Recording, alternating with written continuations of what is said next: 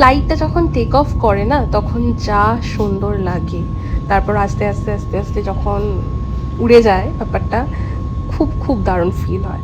তো আমি বসেছিলাম অনেকক্ষণ, বসে থাকার পরে দেখলাম বাইরেটা এত সুন্দর হচ্ছে, তার সাথে সাথে সব কিছু ছোটো ছোটো হয়ে যাচ্ছে।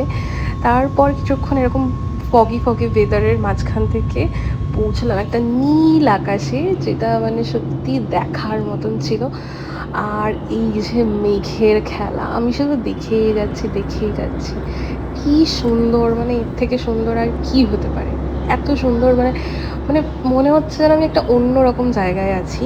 এত সুন্দর মানে মেঘগুলো ছিল, তোমরা সবাই দেখতেই পাচ্ছ।